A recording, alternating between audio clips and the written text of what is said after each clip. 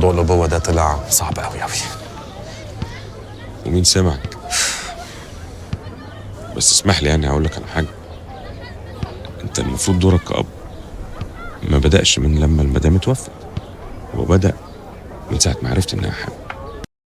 بمناسبة المسلسل الرائع اللي بيتذاع دلوقتي كتالوج، واللي حقيقة مليان مواقف وجمل، مليان مشاعر جميلة جدا، ومليان تفاصيل تعلمنا كتير عن حياتنا وخصوصا حياتنا مع أولادنا، حبيت أركز على جملة قالها الفنان عمرو يوسف في بداية المسلسل، يمكن في أول حلقة بعد كام مشهد بسيط من المسلسل.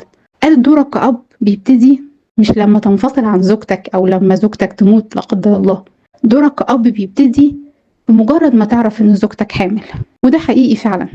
الفرق ما بين الرجل والسيدة في موضوع الأبوة والأمومة ده فرق كبير جدا.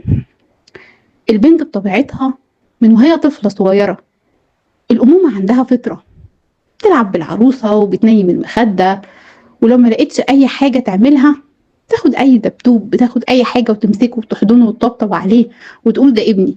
تمارس الأمومة دي مع قطة صغيرة، مع بوبي، مع أي حاجة، أي حيوان أليف، حتى لو عصفورة وقفص، دايما هتقول ده ابني. دايما عندها مشاعر الأمومة دي من أول ما بتتولد. ونشوف ده لو حد من حضراتكم خلف بنت الأول وبعدين ربنا رزقه بطفل تاني بعدها، هتلاقيها هي أمه الحقيقية، هي اللي بتاخد بالها منه وبتهتم بيه وكأنه جزء منها. أما الأبوة مختلفة شوية.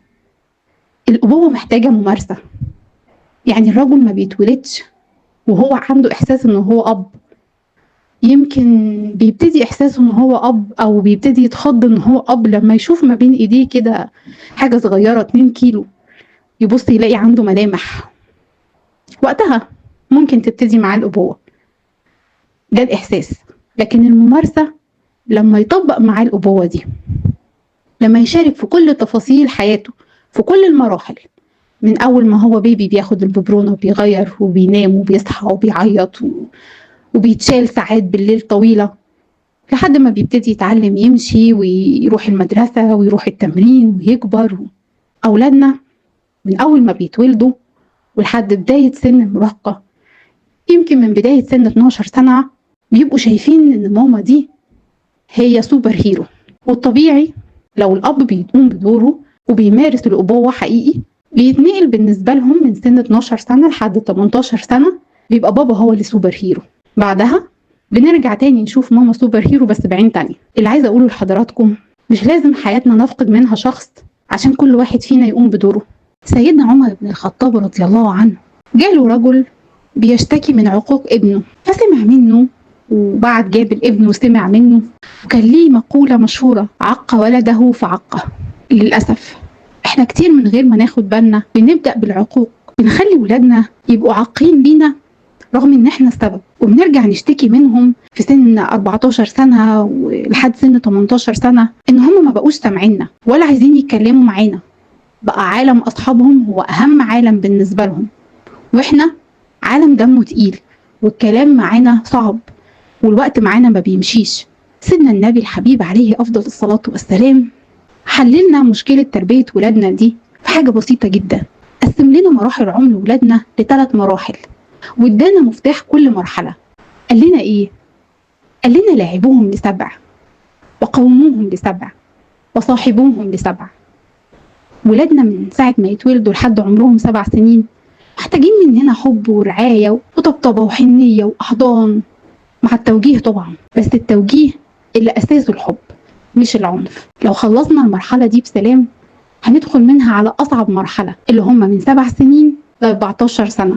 بنأدبهم ونقومهم ونقوم سلوكياتهم، بنوريهم نموذج وقدوة حقيقية. النموذج والقدوة مش معناه شخص ما بيغلطش، لأن ما فيش فينا شخص ما بيغلطش، لكن بنقدم لهم شخص بيغلط وبيتعلم. ونيجي للمرحلة الثالثة من 14 ل 21، بنصاحبهم. مش مطلوب مننا غير ان احنا نصاحبهم. ومشكلتنا دلوقتي مع اولادنا ان احنا ما بنلعبهمش بجد وقت اللعب، وما بنقومهمش ونربيهم بجد وقت التقويم والتربية، وبنيجي عايزين نتيجة على طول في وقت ان احنا صحاب.